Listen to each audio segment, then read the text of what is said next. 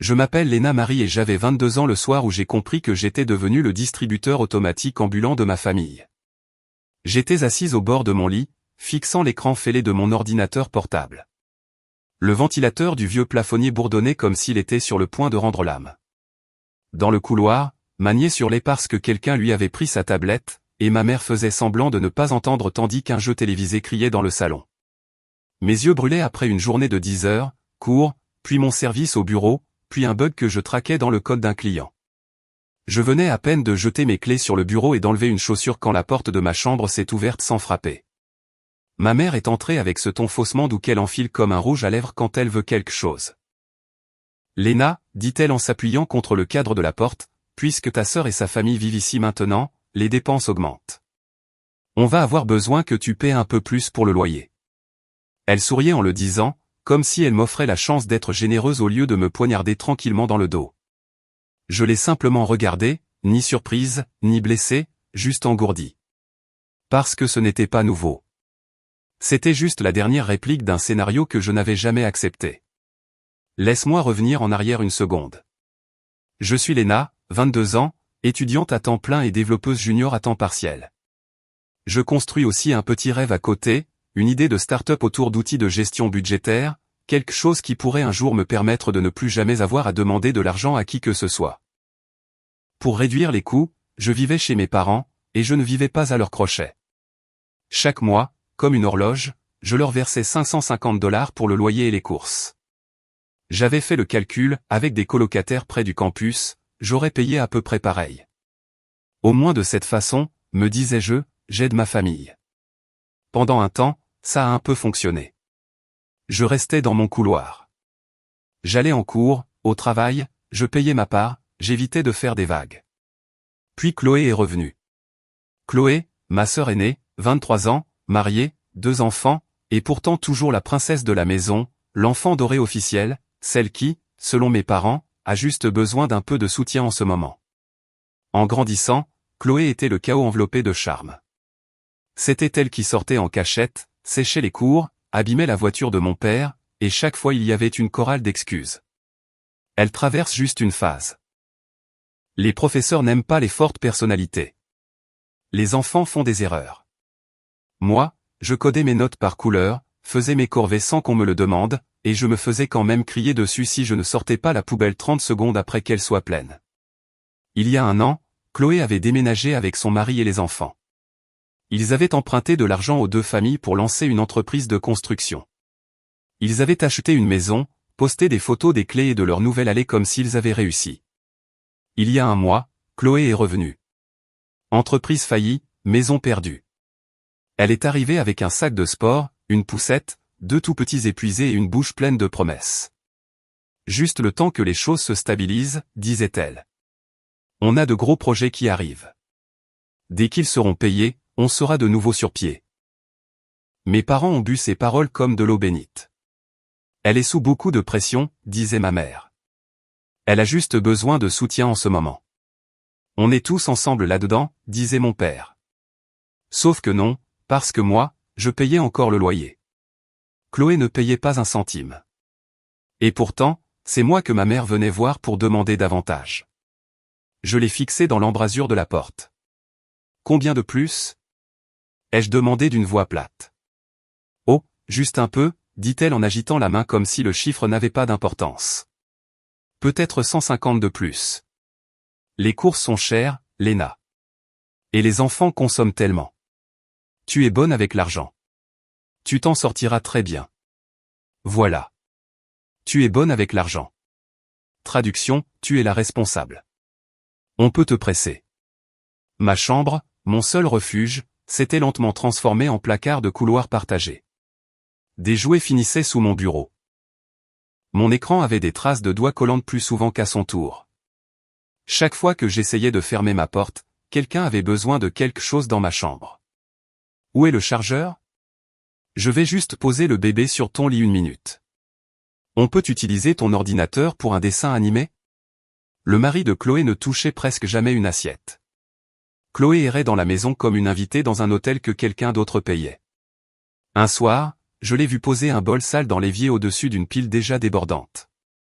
J'ai pris une inspiration et dit, est-ce que tu pourrais rincer tes assiettes? Je dois travailler demain matin. Il a haussé les épaules. On est tous occupés, Léna. Tout le monde n'a pas la chance de juste rester assis derrière un ordinateur. Juste rester assis derrière un ordinateur.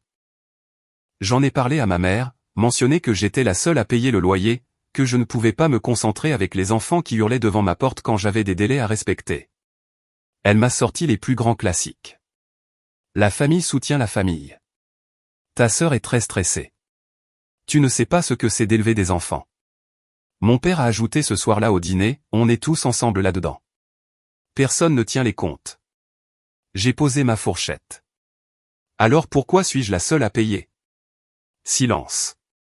Pas parce qu'il ne comprenait pas la question, mais parce qu'il la comprenait, et que ça ne changeait rien. C'est là que j'ai compris.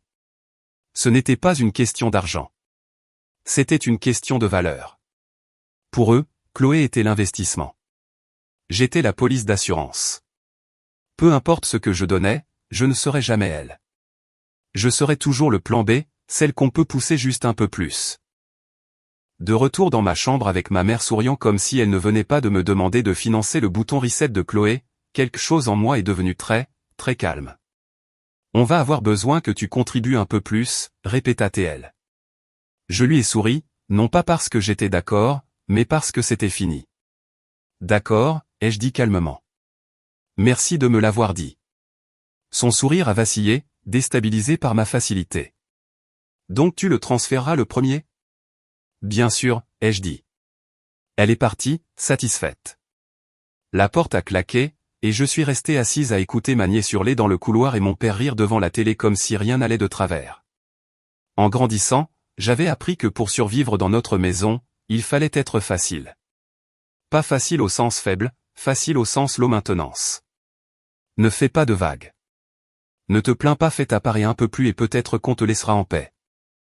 Chloé ne suivait pas ses règles et pourtant elle restait la star du spectacle. Moi, je suivais le script parfaitement et j'avais quand même la facture. J'ai regardé mon écran fêlé et j'ai ouvert un nouvel onglet. Annonce de location, studio, sous-location. Je ne savais pas ce que je m'attendais à ressentir. La panique, peut-être, la culpabilité. Mais ce que j'ai ressenti, c'était du soulagement. Comme découvrir une porte dans une pièce que tu croyais scellée. Elle était là, une sous-location d'un appartement, une chambre à 25 minutes du campus. Pas luxueux, un peu vieux, mais le loyer rentrait dans mon budget, surtout avec mes missions freelance. Il y avait une porte qui fermait à clé et aucun enfant mentionné dans la description. J'ai commencé à planifier. J'ai arrêté de me porter volontaire pour les corvées, arrêté de me lever pour régler chaque petite crise, arrêté de veiller tard pour finir des tâches qui n'étaient pas les miennes juste pour éviter que la maison n'explose. La nuit, quand tout le monde dormait, je faisais mes cartons en silence, un par un, vêtements, carnets, disques durs externes. J'ai transféré mon courrier, mis les services à mon nom, signé le bail depuis mon téléphone pendant ma pause déjeuner, les mains légèrement tremblantes. Pas de grande annonce, pas de discours dramatique, juste de la logistique. Un jeudi après-midi, j'ai porté ma dernière boîte dans le couloir. Ma nièce était étalée par terre à regarder un dessin animé sur une tablette qu'on lui avait finalement rendue.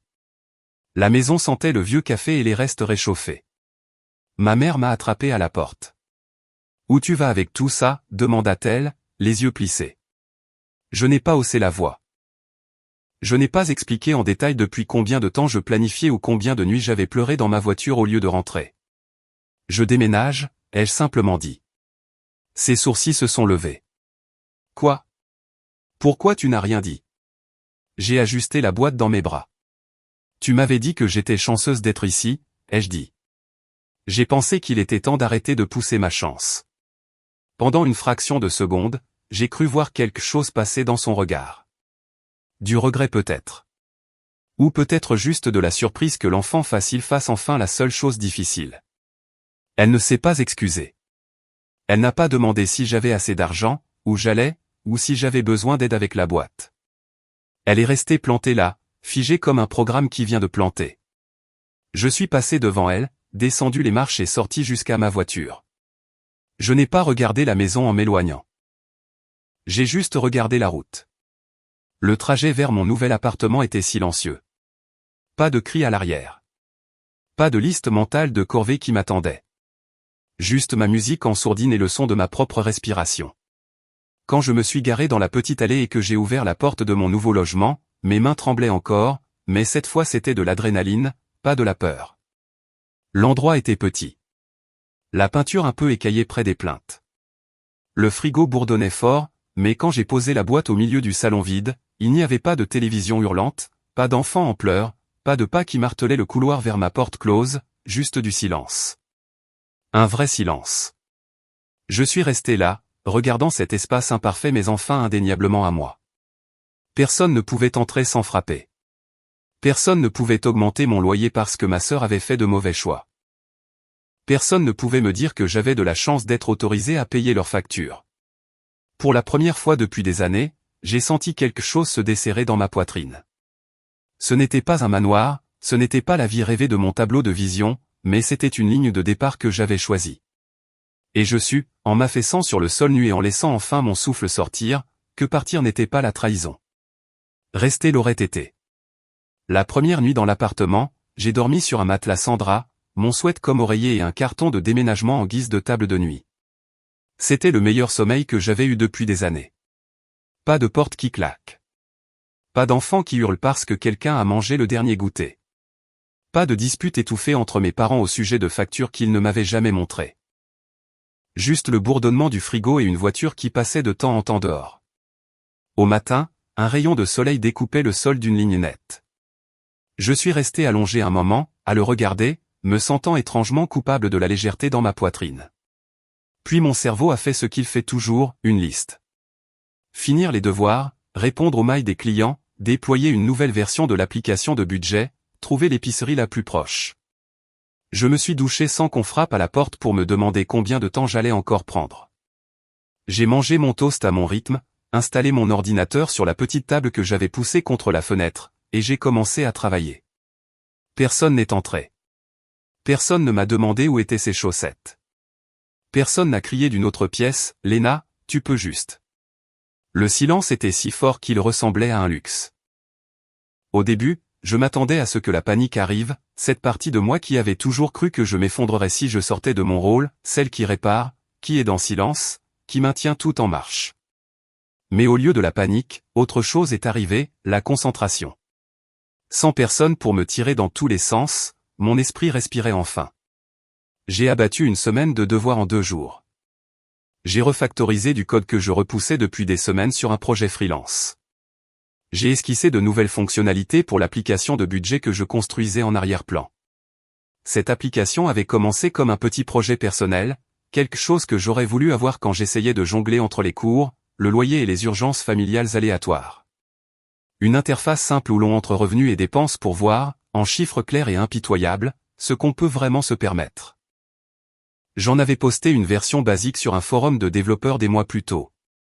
Quelques étudiants m'avaient écrit pour me remercier d'avoir rendu tout cela moins effrayant. À l'époque, ça n'avait pas semblé grand-chose. Maintenant, dans mon propre appartement, j'ai compris une chose, si ça grandissait, si je le rendais réel, je n'aurais plus jamais à demander de l'aide à mes parents. Je n'aurais plus jamais à payer plus que ma part juste pour avoir un toit.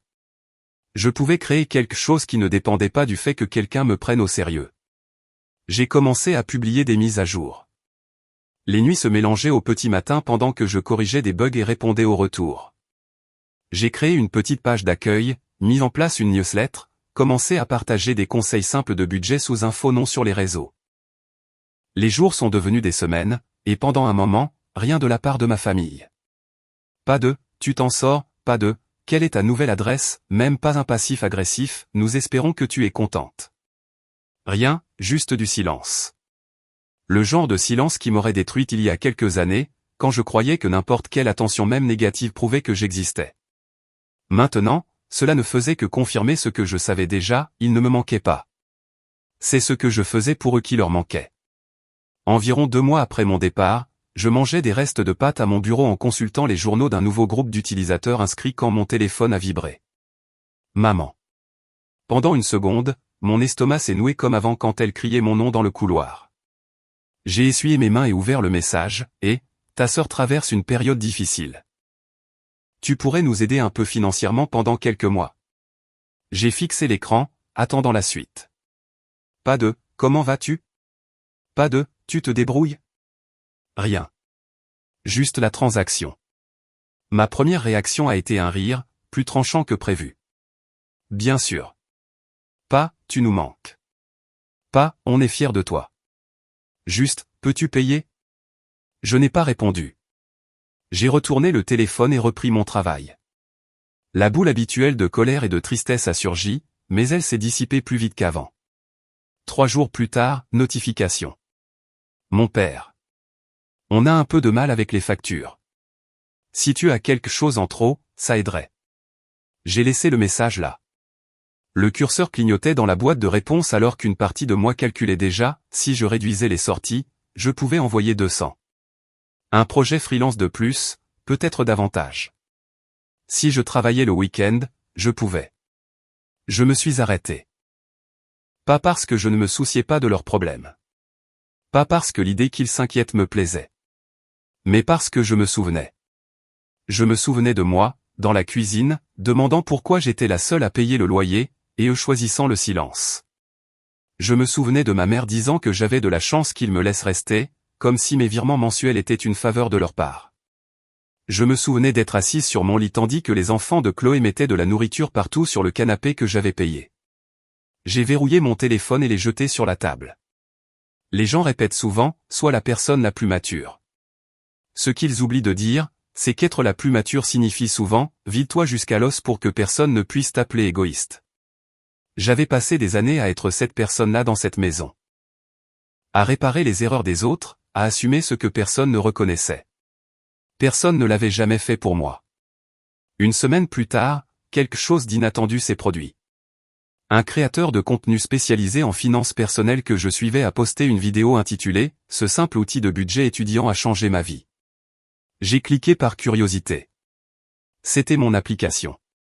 Mon interface, ma mise en page, mon petit logo bancal. Le créateur expliquait les fonctionnalités, vantant la simplicité. Il a tagué le site. Ma boîte mail a explosé. Les inscriptions ont afflué. Les téléchargements ont bondi. Le serveur a planté une fois. Je suis resté là, les mains sur la bouche, réalisant que des inconnus se souciaient davantage de ce que je créais que ma propre famille. La semaine suivante, j'ai répondu à des étudiants qui demandaient des conseils, à des profs qui voulaient partager l'app avec leur classe, à une association qui demandait si j'avais envisagé une version pour les familles à faible revenu. Et quelque part entre 2 tickets de support, une question s'est glissée, si mes parents voyaient ça, seraient-ils fiers ou juste intéressés? Quelques jours plus tard, il faut qu'on parle. De mon père. Juste ça. 3 mots. Pas le ton d'un père voulant renouer. Celui d'un homme qui a entendu une rumeur et veut vérifier les chiffres. Je n'ai pas répondu. D'autres messages ont suivi. Des petites gouttes de culpabilité déguisées en inquiétude. De maman, tu nous manques ici. De papa, tu as toujours été si doué avec l'argent. Un petit coup de pouce ferait une grande différence. Ils n'ont jamais dit ce qu'ils avaient fait. Jamais reconnu qu'ils m'avaient fait sentir comme une locataire dans ma propre maison. Ils voulaient juste un accès. Une nuit, assise sur mon canapé bon marché, l'ordi sur les genoux, j'ai hésité devant la boîte de réponse. Je pouvais envoyer quelque chose. Quelques centaines. Ça ne me ruinerait pas. Je pourrais les récupérer. Ça soulagerait ma conscience. Et puis, comme un film projeté dans ma tête, les souvenirs sont revenus par fragments, Chloé vautrée sur le canapé, son téléphone à la main, pendant que je faisais la vaisselle après une double journée. La voix de ma mère, ta sœur traverse une période difficile. Ne rend pas ça plus dur. Mon père haussant les épaules quand je demandais pourquoi Chloé ne payait rien, tu es bonne avec l'argent, Léna. Tu peux gérer. Je savais ce qui se passerait si j'envoyais de l'argent, ce ne serait jamais un coup de main unique. Ce serait la porte ouverte, l'accord silencieux que j'étais toujours le filet de secours, que je pouvais être tiré en arrière n'importe quand. J'ai fermé la fenêtre, mis mon téléphone en mode ne pas déranger et ouvert mon éditeur de code.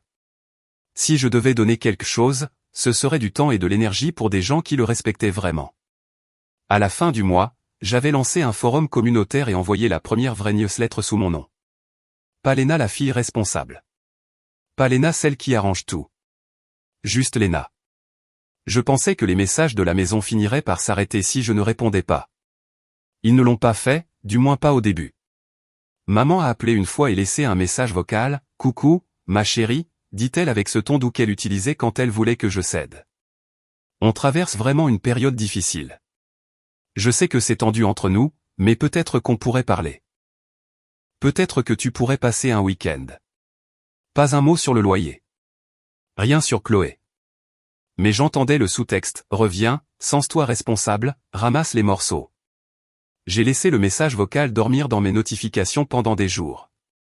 Chaque fois que mon pouce flottait au-dessus du bouton lecture, une autre partie de moi intervenait, celle qui se souvenait d'avoir chargé les courses dans la voiture que j'avais payée pendant que mes parents remerciaient Chloé d'aider avec les enfants. Je ne l'ai pas supprimé. Je n'y ai simplement pas répondu. Le silence, pour une fois, m'appartenait. La nuit où j'ai rencontré Ethan, je ne cherchais personne. Je ne cherchais même pas une conversation. Je voulais juste un coin tranquille, un wifi fiable et une tasse de café assez forte pour forcer mon cerveau à terminer un projet. Le café était l'un de ces endroits fréquentés tard le soir par les étudiants, lumière tamisée, musique douce, ambiance chaude.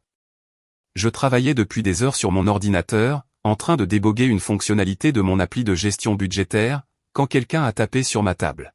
« Désolé », dit une voix. « Cette place est prise. » J'ai levé les yeux et je l'ai vu, des yeux fatigués, un ordinateur coincé sous le bras, un hoodie comme s'il avait affronté 3 deadlines et perdu les 3. « Elle est à toi », ai-je répondu sans réfléchir. Il s'est assis, a ouvert son ordi et mis ses écouteurs anti-bruit. Pendant 20 minutes, il n'a pas levé les yeux, n'a pas parlé, ne m'a pas interrompu. C'était glorieux. Puis, lors d'une panne de courant qui a fait gémir la moitié du café, il a soulevé un côté de ses écouteurs et a jeté un œil à mon écran. C'est du version contrôle pour une appli de budget? J'ai cligné des yeux. Tu reconnais? Il a haussé les épaules. Je suis développeur. On reconnaît les nôtres. On a parlé. Pas de banalité. De vraies conversations. De code, de vie étudiante, de l'équilibre fragile entre épuisement et ambition, de la façon dont le stress financier force les gens à grandir trop vite. Je me suis surprise à lui raconter des choses que je n'avais dites à personne. Ni à mes parents. Encore moins à Chloé. Il ne m'interrompait jamais. Ne donnait aucun conseil non demandé. Il écoutait, simplement, hochant la tête, tapotant légèrement des doigts quand quelque chose résonnait.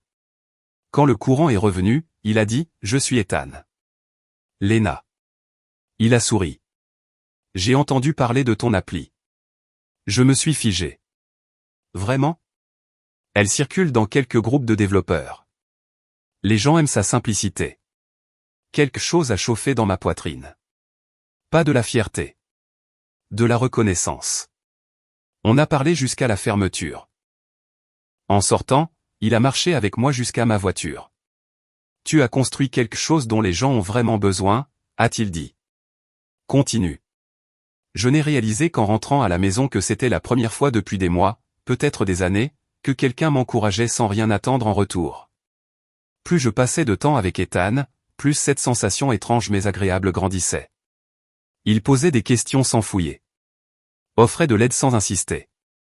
Il remarquait quand je me taisais mais ne se précipitait jamais pour combler le silence. On n'a jamais eu la discussion sur ce qu'on était. Ça s'est juste fait. Il a commencé à me raccompagner du café, on s'est échangé des playlists, on cuisinait des ramen instantanés dans ma petite cuisine. Une nuit, il m'a embrassé. Et j'ai senti quelque chose se décoincer dans ma poitrine. Il n'était pas bruyant. Pas chaotique. Il ne prenait pas toute la place. Il respectait la mienne. Il était l'opposé absolu de tout ce avec quoi j'avais grandi. Mais rien dans ma vie ne reste simple bien longtemps. Un après-midi, j'ai reçu une notification Instagram, une demande de message de Tessa Carmichael. Au début, le nom ne m'a rien dit. Puis j'ai tilté, l'ex d'Ethan. Ils étaient sortis ensemble presque 2 ans, au moment de son premier stage. Il l'avait mentionné une fois vaguement, des priorités différentes. Son message était court, j'ai entendu parler de ton appli budget. Bravo. J'espère que tu n'es pas trop occupé pour ta famille. C'est important. Je l'ai fixé. Une menace? Un conseil? Une pique passive-agressive déguisée en miel? Avant que je puisse trancher, un autre message est arrivé, les familles ne sont pas parfaites. Tu ne devrais pas les abandonner pour de l'argent. Juste mon avis. Voilà. Le jugement que j'attendais, enveloppé dans une fausse bienveillance. J'ai tapé 3 mots, puis supprimé. 2 autres, supprimés aussi. Finalement, j'ai simplement verrouillé mon téléphone. Pas mon cirque, pas mes singes. Plus tard, sur le canapé en mangeant des plats à emporter, j'ai demandé à Ethan, d'un ton neutre, « Tu parles encore avec ton ex ?» Il s'est figé à mi-bouchée. « T'es ça, hein ?»« Pas vraiment. Depuis l'an dernier, plus trop. »« Pourquoi ?» Elle m'a écrit, ai-je dit prudemment. Son visage s'est tendu. Elle a dit quoi? Que la famille est importante. Ethan a levé les yeux au ciel si fort que c'en était un sport. Mon Dieu. Elle m'a dit la même chose quand je lui ai expliqué que mes parents n'étaient pas bons pour moi. J'ai cligné des yeux. Elle t'a jugé, toi aussi? Constamment. Elle vient d'une famille fusionnelle. Elle pense que tout le monde doit une loyauté illimitée à la leur. Un déclic a retenti dans ma tête. Tessa ne parlait pas vraiment à moi. Elle s'adressait à l'ancienne version d'Ethan qu'elle contrôlait, celle qui cédait sous la culpabilité. Maintenant qu'il ne lui appartenait plus, elle m'avait transféré le sermon. Ethan a vu mon expression et a posé son plat. Lena, tu ne dois à ta famille que ce qu'elle te donne en retour. J'ai avalé difficilement. Parfois, j'ai l'impression que tout le monde pense le contraire. Tout le monde ne vit pas ta vie, dit-il doucement. La manière dont il l'a dit a dénoué quelque chose en moi. Pendant ce temps, les messages de mes parents escaladaient. D'abord des demandes polies, puis des sous-entendus, puis du poids émotionnel, on a du mal. Ta sœur est stressée. Les enfants ont besoin de stabilité. Ça nous aiderait beaucoup si tu participais. Puis le grand classique, on est tous ensemble dans cette famille. Je n'ai pas répondu. Pas par plaisir d'ignorer. Pas par vengeance. Parce que je me souvenais. Je me souvenais du mari de Chloé riant quand je le suppliais de rincer un bol parce que j'avais cours le matin. Je me souvenais de mon père haussant les épaules quand je demandais pourquoi Chloé ne contribuait pas. Je me souvenais de ma mère me disant que j'étais chanceuse d'être là, alors que je payais la moitié des dépenses. Et je me souvenais être sorti avec ma dernière boîte pendant qu'elle me regardait en silence, sans demander où j'allais ni si j'allais bien. Maintenant, soudainement, il se souvenait que j'existais pas la fille, la ressource. Mais rien ne m'avait préparé au message suivant. C'était un mercredi après-midi. Mon appli venait de dépasser les 15 000 utilisateurs actifs. Je célébrais avec un café glacé bon marché quand mon téléphone a vibré, un message vocal de ma mère. Je ne voulais pas l'écouter, mais quelque chose dans son ton, serré, paniqué, m'a fait appuyer sur lecture. Lena, chérie, peux-tu nous rappeler? On est sur le point de perdre la maison. Les heures de ton père ont encore été réduites. Chloé et les enfants n'ont nulle part où aller. On a besoin de toi. S'il te plaît. Je suis resté immobile au milieu du trottoir, le café dégoulinant entre mes doigts. Perdre la maison. Les enfants, nulle part où aller. Les mots m'ont percuté comme de vieilles alarmes reconnectées à mes nerfs. Autrefois, j'aurais accouru, j'aurais retourné mes poches, sacrifié mon sommeil, mes études, ma santé mentale. C'était mon rôle, réparer, assumer, absorber la culpabilité. Mais debout là, avec le soleil couchant reflété sur les vitres des immeubles et le gobelet froid dans ma main, j'ai compris quelque chose d'immense. Il ne voulait pas moi. Il voulait l'ancienne version de moi, celle sans limite, celle qui vivait dans la petite chambre du fond et s'excusait d'exister, celle qui nettoyait leurs dégâts pour qu'ils puissent prétendre que tout allait bien.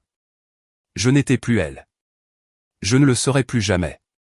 J'ai rangé mon téléphone, suis rentré chez moi, et j'ai fermé la porte de mon appartement derrière moi. Le silence m'a accueilli comme un ami.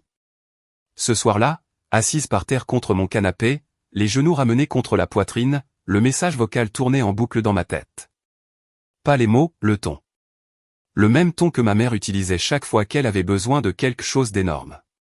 Doux, tremblant, presque aimant si on ne faisait pas attention. Mais maintenant, j'y faisais attention. J'avais appris. J'ai fermé les yeux et laissé remonter les souvenirs, même ceux que je détestais.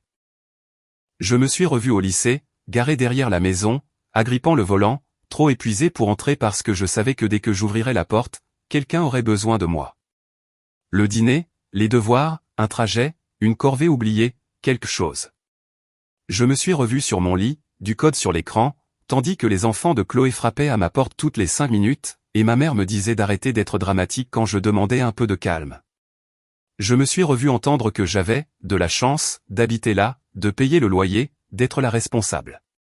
Mes parents avaient transformé la nécessité en charité, et j'étais trop fatigué pour remettre en question. Maintenant, ils me demandaient de sauver la maison. Leur maison. Celle que j'avais aidé à payer tout en étant traité comme une locataire temporaire. J'ai rouvert mon téléphone. La notification du message vocal me fixait comme une porte ouverte, celle dans laquelle je me serais précipité autrefois. Je l'ai supprimée. Pas par colère. Pas par vengeance. Parce que la réécouter ne changerait rien. Ça ne ferait que rouvrir des plaies qui commençaient enfin à cicatriser. Quand Ethan est arrivé ce soir-là, j'étais toujours assise par terre. Il a retiré ses chaussures, a jeté un coup d'œil à mon visage et s'est assis à côté de moi sans poser la moindre question. Je me suis appuyé contre lui. Nous sommes restés ainsi longtemps, respirant au même rythme, jusqu'à ce que je murmure enfin, ils vont perdre la maison. Il hocha lentement la tête, sans surprise, sans jugement. Et maintenant ils veulent que tu règles ça, dit-il. Ma gorge se serra. Ils ne me demandent même pas comment je vais. Ils vont directement à ce dont ils ont besoin. Ethan se tourna pour me regarder vraiment. Sa voix resta douce mais ancrée, comme toujours lorsqu'il voulait que j'écoute. Lena, si tu les aides maintenant, rien ne changera. Tu ne leur dois pas ton avenir simplement parce qu'ils ont gâché le leur. Je savais qu'il avait raison. Il fit glisser son pouce sur mes doigts. Alors, qu'est-ce que toi tu veux faire? La question m'a frappé comme de l'eau froide. Qu'est-ce que je veux? Personne ne me l'avait jamais demandé. Ma famille me demandait seulement ce que je pouvais donner. J'ai respiré. Je veux la paix. La vraie. Celle dont je ne connaissais même pas l'existence avant de vivre ici. Alors choisis ça, dit-il. Choisis la paix. Pendant un instant, j'ai presque cru que c'était aussi simple. Puis mon téléphone a vibré. Un autre message, cette fois de Chloé, tu peux nous aider? Juste un peu. Tu t'en sors tellement bien maintenant. Tu as toujours été douée avec l'argent. Toujours responsable. Toujours celle qui arrange tout. C'était comme s'ils avaient un script pour moi et n'avaient jamais remarqué que j'avais arrêté de jouer dans leur pièce depuis des mois. Avant que je puisse répondre pas que j'en ai l'intention, une autre notification est apparue, un long paragraphe de Tessa, l'ex d'Ethan. Même pas subtil. J'ai vu le post de Chloé. Ta famille traverse une période difficile. J'espère que tu n'es pas le genre de personne qui abandonne les siens quand ils souffrent. Ça donne une mauvaise image. Ethan a été élevé mieux que ça. Ma mâchoire s'est crispée. Élevé comment? Par des gens qui le culpabilisaient aussi? Par une femme qui pensait qu'être un paillasson était une vertu? Ethan lut le message par-dessus mon épaule et murmura, elle est complètement folle. J'ai laissé échapper un rire nerveux.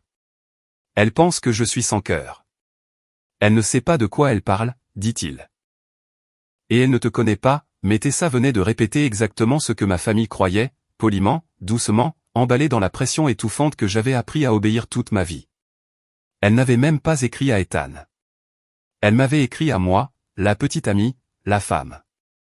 Les femmes sont toujours celles censées être thérapeutes, coussins émotionnels, parachutes financiers, tout ça en souriant. Soudain, tout s'est aligné. Ce n'était pas une histoire de famille. Ça ne l'avait jamais été. C'était une histoire de contrôle. Le mien. Les messages continuaient.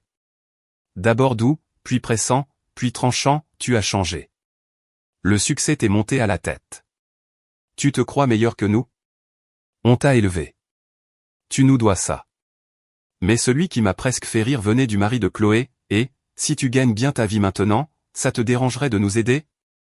On fait tous de notre mieux. Leur mieux. Pas un mot sur les années où moi je faisais de mon mieux pendant qu'ils me regardaient couler sous les responsabilités qu'ils refusaient d'assumer. Je n'ai répondu à aucun d'eux, même pas une fois. Pas pour les punir, mais parce que je connaissais le script, un premier virement, une promesse que ce serait temporaire, puis un autre, puis au premier refus je deviendrais encore la méchante. Je ne retournerai pas à ce rôle. J'avais réécrit mon personnage. Une semaine plus tard, Ethan et moi mangions des ramen dans ma cuisine, pas cher, simple, mais paisible. Mes mains étaient enfin stables. « Comment tu te sens ?» demanda-t-il. J'ai cherché la culpabilité, rien. La peur, rien. Seulement du soulagement. Je me sens calme, dis-je, ce qui m'effraie plus que l'idée de les aider. Il sourit doucement. C'est ça, les limites, au début. Des limites que personne dans ma famille n'avait jamais respectées. Maintenant j'apprenais à les construire, brique après brique, silence après silence. Ce soir-là, avant de dormir, mon téléphone s'alluma encore. Maman. Un long message, le plus long. On va perdre la maison. Ton père est au bout. Chloé est dévastée. Les enfants ont peur. Si tu pouvais juste rentrer et parler avec nous, on trouverait peut-être une solution. On t'aime. Les mots magiques. On t'aime. Des mots qui n'apparaissaient jamais quand j'étais épuisé ou effrayé, seulement quand ils avaient besoin de moi. Je les ai lus 2 fois, puis j'ai tapé 3 mots, je ne peux pas, puis j'ai effacé. Non pas parce que c'était faux, mais parce que je ne leur devais même pas ça. J'ai verrouillé mon téléphone et me suis couché dans un silence que moi j'avais choisi. Les mois passèrent. Puis une année. Ma vie n'était pas parfaite, mais elle était mienne. L'appartement s'était rempli de chaleur, d'une étagère trouvée en friperie, d'un canapé d'occasion, de meubles dépareillés qu'Ethan laissait derrière lui sans s'en rendre compte. Ma plateforme de budget grandissait. Des profs me demandaient des versions scolaires. Une association voulait que je parle à des ados. Puis un podcast tech m'a contacté pour une interview sur la littératie financière des étudiants de première génération. Je me suis retrouvé derrière un pupitre, main tremblante, et j'ai réalisé quelque chose d'incroyable, les gens m'écoutaient.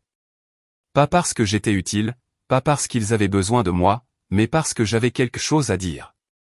Pour la première fois, on me valorisait pour ce que je suis, pas pour ce que je fournis. Ethan et moi sommes devenus plus proches, naturellement, sans label. Il m'aidait à porter un bureau d'occasion, je l'aidais à déboguer une migration de base de données à 2 heures du matin. Il me faisait rire quand mon jour de lancement plantait le serveur, je transformais son riz en quelque chose vaguement mangeable. Certains soirs, on parlait du futur sans s'en rendre compte, un appart plus grand, un chien, des voyages quand on aurait le temps. Et quelque part en chemin, sans date précise, il est devenu mon partenaire, celui qui demandait ce dont j'avais besoin, qui écoutait sans retourner mes mots contre moi, qui ne me faisait jamais sentir que mon passé faisait de moi un fardeau. Il ne me sauvait pas. Il marchait avec moi. Et puis, quand ma vie était la plus stable qu'elle ait jamais été, quelque chose de familier est arrivé dans ma boîte mail. Un message de maman. Aucun objet. 3 phrases, nous sommes fiers de toi, Léna. On a entendu dire que tu réussis bien. Peut-être qu'on pourrait parler un jour. C'était tout ce que j'avais longtemps voulu. Pas l'argent, pas l'approbation. Juste la reconnaissance que j'existais, que j'avais essayé, que je comptais. Maintenant, ces mots étaient transparents. J'ai hésité sur « supprimer », puis sur « répondre », puis de nouveau sur « supprimer ». Je n'ai pas répondu. Pas par vengeance mais parce que j'avais compris quelque chose né lentement, au fil des matins silencieux et des nuits paisibles, sa fierté n'existait que parce que le monde me voyait désormais. Pas parce qu'elle m'avait vu. Si mon appli n'avait pas été virale, si mon nom n'avait pas circulé, si Ethan ne m'avait pas soutenu là où elle m'écrasait, m'aurait-elle écrit ? Ou m'aurait-elle encore dit que j'avais de la chance d'occuper la petite chambre du fond d'une maison que j'aidais à payer ? Ce mail ne m'a rien fait. Il n'a rien réparé. Il n'a même pas réveillé de colère. Il m'a simplement confirmé que j'avais construit une vie tellement loin de qu'il n'en voyait plus que la lumière au loin. Et ça suffisait. Avec le temps, des appels et messages de cousins, tantes, anciens voisins ont commencé à arriver, tes parents parlent beaucoup de toi maintenant. On a entendu que tu as construit quelque chose d'impressionnant. Je n'ai répondu à personne. Pas par rancune, mais parce qu'ils étaient silencieux pendant mes tempêtes et bruyants seulement quand mon soleil brillait. La vie ne fonctionne plus ainsi pour moi. Un soir, alors qu'Ethan cuisait le dîner et que je faisais semblant d'aider, il posa la spatule et demanda doucement, « Tu penses parfois à y retourner ?» La question n'était ni accusatrice ni lourde, juste curieuse, attentive, comme toujours. Je n'ai pas eu besoin de réfléchir longtemps. Je dis non, pas parce que je les déteste. Ce n'est pas le cas. J'ai simplement dépassé cet endroit, dit-il en hochant la tête. Peut-être que tu les as dépassés. Ou peut-être que j'ai dépassé la version de moi que je devais être près d'eux. Il s'adossa au comptoir. Tu crois qu'ils reviendront vers toi? Probablement, répondis-je. Les gens reviennent toujours frappés quand l'image qu'ils gardent de toi ne correspond plus à celle que tu es devenue. Il eut un petit rire. Et qu'est-ce que tu feras? Je regardais la poêle qui mijotait, la cuisine rangée, les photos sur le frigo Ethan et moi sur un sentier de randonnée, moi en train de parler lors d'un atelier, le post-it qui disait « Tu n'as pas à mériter le repos ». Et je sentis quelque chose de solide se poser en moi. Je protégerai ma paix, dis-je. Quelle que soit la forme que cela prendra. Il m'embrassa sur la tempe. Bien. Il y a une photo glissée dans un de mes vieux carnets. Chloé et moi, 6 ou 7 ans, peut-être. Robes assorties, sourires assortis. Avant que le déséquilibre prenne racine, avant que la responsabilité ne se grave en moi. Parfois, je sors la photo, non pas parce qu'elle me manque, ni parce qu'elle me rend triste, mais parce qu'elle me rappelle une version de moi qui croyait que l'amour se méritait en étant utile. Je ne crois plus cela. L'amour et non l'obligation, le soutien et non le chantage, la famille et non l'extraction. J'ai trouvé une famille dans la vie que j'ai construite, des amis qui me voyaient, un partenaire qui me respectait, une communauté qui faisait confiance à mon travail, et pour la première fois de ma vie, j'étais libre. Pas la liberté de fuir, mais celle de choisir où je veux me tenir. Des années plus tard, quand un message de fête arrive parfois d'un parent éloigné ou un « j'espère que tu vas bien » de quelqu'un qui, autrefois, me traitait d'ingrate, je le lis avec une sorte de paix étrange. Ni amertume, ni triomphe, juste de la clarté. Ils sont restés silencieux quand j'avais le plus besoin d'eux. Alors maintenant, je suis silencieuse en retour, non par cruauté, mais par limite. Je n'ai pas brûlé le pont. Je n'ai pas crié. Je n'ai pas rendu leurs blessures. J'ai simplement continué d'avancer. Et un jour, en me retournant, je n'ai même plus vu le pont, parce que j'avais construit une maison.